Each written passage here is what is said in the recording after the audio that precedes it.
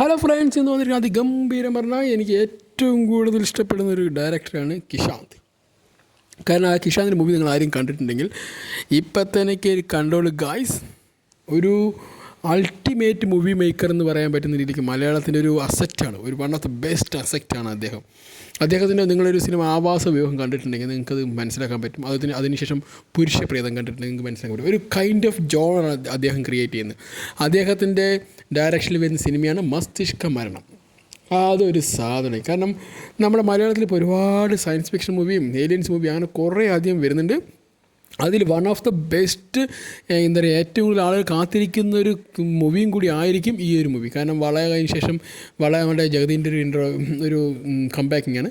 അതോടൊപ്പം തന്നെ ഇതിൽ ഞാൻ ഏറ്റവും കൂടുതൽ ആഗ്രഹിക്കുന്നത് ഇങ്ങനെ നമ്മുടെ രജിഷ വിജയനെ കാണിക്കാൻ പറ്റുന്ന ഒരിക്കലും ഞാൻ വിശ്വസിച്ചില്ല. കാരണം രജിഷ വിജയൻ്റെ ഓരോ ഓരോ എക്സ്പ്രഷൻസും ഓരോ വ്യൂ ഒക്കെ കാണുമ്പോൾ സത്യം പറഞ്ഞാൽ കൈൻഡ് ഓഫ് നൈസ് മാൻ.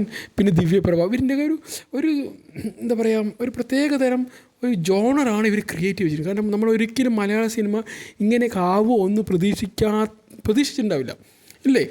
അങ്ങനെയുള്ളൊരു കാലഘട്ടത്തിൽ ഇതാ കൊണ്ടുവരുന്നു, കിഷാന്ത് കൊണ്ടുവരുന്നു ഒരു പ്രത്യേകതരം വൈബിലൊരു ട്രെയിലർ. എൻ്റെ പൊന്നു മോനെ, അത് കണ്ടപ്പോണ്ടല്ലോ, കിളിയാണോ ഇനി പറവയാണോ ഇനി വല്ല കാക്കയാണോ എന്താണെന്നല്ല പറന്ന് പോയിട്ടുണ്ടാവും എല്ലാവരുടെയും. അമ്മാതിരി സാധനം വന്നിരിക്കുന്നത്. അത്ര മനോഹരം പറഞ്ഞാൽ ശരിക്കും എനിക്ക് നിങ്ങൾ ഈ സിനിമ സബ്സ്റ്റിറ്റ്യൂൻസ് പറഞ്ഞൊരു മൂവി കണ്ടിട്ടുണ്ടോ? ആരെങ്കിലും കണ്ടിട്ടുണ്ടെങ്കിൽ നിങ്ങൾ കണ്ടു നോക്കും. അതൊരു കൈൻഡ് ഓഫ് ഹൊറർ മൂവിയാണ്. പക്ഷേ അതിൽ യൂസ് ചെയ്യുന്ന കുറേ ടെംപ്ലേറ്റ് ഉണ്ട്. ടെംപ്ലേറ്റ് അല്ലെങ്കിൽ ആ ഒരു ഡ്രസ് കോഡും അതിൻ്റെ ഒരു വിഷ്വലൈസിങ് ഫ്രെയിംസൊക്കെ ഉണ്ട്.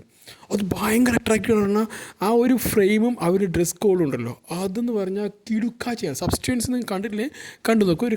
നിങ്ങൾ ജീവിതത്തിൽ കാണാത്തൊരു ജീവിതത്തിൽ ചിലപ്പോൾ നിങ്ങൾ സിനിമകൾ കണ്ട് അവസാനം ഇങ്ങനെ ഒരു സിനിമ കണ്ടില്ലല്ലോ എന്ന് നിങ്ങൾ വിചാരിച്ചു പോകുന്ന രീതിയിലൊരു സിനിമയാണത്. കാരണം സബ്സ്റ്റിറ്റ്യൂൻസിനെ കുറിച്ച് അതൊരു പ്രത്യേകതരം ഹൊറർ മൂവിയാണ്. പക്ഷേ കിടു എന്ന് പറഞ്ഞാൽ അൾട്ടിമേറ്റ് സാധനമാണ്, നിങ്ങൾ കണ്ടു നോക്കും.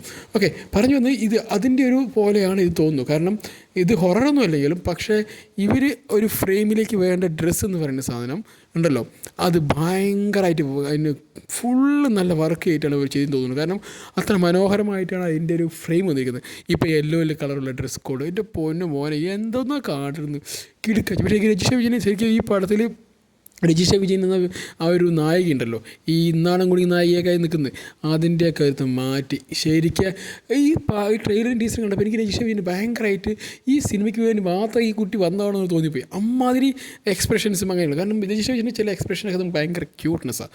അത് ഇതിനും കൂടി വരുമ്പോൾ സെറ്റായിരിക്കും. പിന്നെ ദിവ്യപ്രഭ, പറഞ്ഞൊരു കാര്യമില്ല, അവർ തന്നെ ഓൾറെഡി പ്രൂവ്ഡാണ്, അല്ലേ? ഓൾറെഡി പ്രൂവ്ഡാണ്, വേൾഡ് വൈഡ് അവരിപ്പോൾ ഫേമസുമാണ്.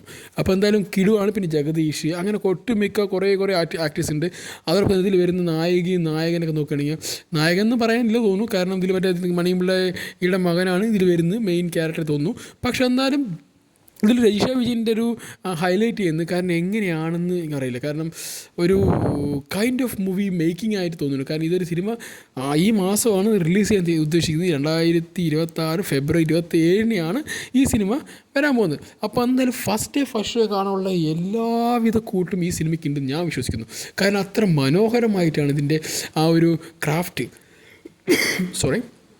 അത്ര കിടുക്കാഴ്ച ചെയ്തിട്ടുണ്ട്. കാരണം എനിക്ക് ആ ടീസറും പാട്ട് പിന്നെ ഒരു ഐറ്റം സോങ്ങൊക്കെ നമ്മൾ രജിസ്റ്റർ ചെയ്തിട്ടുണ്ട്.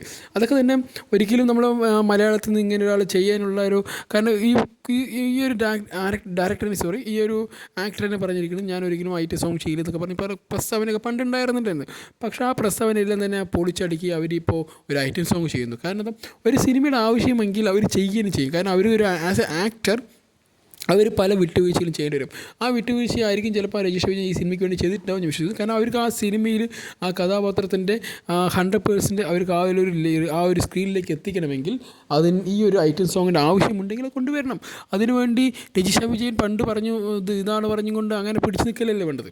തൻ്റെ വ്യക്തിപരമായ വിഷയമല്ലല്ലോ ഇത്. കാരണം ഇതൊരു സിനിമയുടെ ആവശ്യകതയാണ്. അപ്പോൾ എന്തായാലും കിഷാന്ത് പറഞ്ഞ ഡയറക്ടറിൻ്റെ ബ്രില്യൻസ് നമ്മൾ ഒന്നുകൂടി കാണാൻ പോവുകയാണ്. കാരണം അദ്ദേഹത്തിൻ്റെ പുരുഷപ്രേതവും ആവാസമൊക്കെ നിങ്ങൾ കണ്ടു നോക്കട്ടോ. ഒരു കിടുക്കാച്ചി സിനിമ പറഞ്ഞാൽ ഒരു ഒന്നൊന്നര സിനിമ, എനിക്ക് ഭയങ്കര ഇഷ്ടപ്പെട്ട സിനിമയാണ്. നിങ്ങൾ അതിന് കണ്ടു നോക്കൂ. എന്തായാലും നല്ലൊരു സിനിമകളൊക്കെ നമ്മളൊന്നും മലയാളികൾ കാത്തിരിക്കാറുണ്ട്. അതുപോലെ തന്നെ ആയിരിക്കും ഈ സിനിമയും നല്ല സിനിമയാണെന്ന് ടീസറും അതിൻ്റെ പോസ്റ്ററും അതിൻ്റെ സോങ്ങും എല്ലാം കാണുമ്പോൾ അതിൻ്റെ ക്രൂ എല്ലാം കാണുമ്പോൾ നമുക്ക് ഒന്നടങ്കം പറയാൻ പറ്റും ഈ ഒരു സിനിമ കിടുകിടുക്കാച്ചിയായിരിക്കും എന്ന്. കാരണം അതിൽ യാതൊരുവിധ വിട്ടുവീഴ്ചയും കിഷാന്ത് എന്ന ഡയറക്ടർ ചെയ്യാറില്ല. കാരണം അദ്ദേഹത്തിൻ്റെ സിനിമ ഒരു പ്രത്യേക വൈബാണ്. ഓക്കെ, അതാണ് നിങ്ങൾ പുരുഷഭേദം കണ്ടു നോക്കിയിട്ടുണ്ടോ?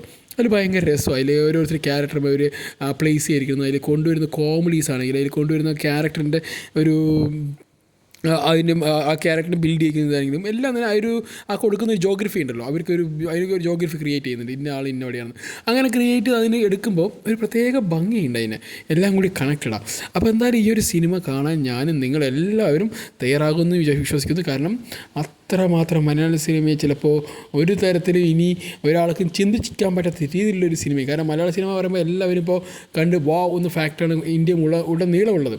പക്ഷേ ഈ ഒരു സിനിമയും കൂടി വരുന്നതോടുകൂടി നമ്മൾ മലയാളീസ് പൊളിടാ എന്ന് പറയുന്ന രീതിയിലേക്ക് നമ്മുടെ മലയാള സിനിമ വളർന്നിട്ടുണ്ട്.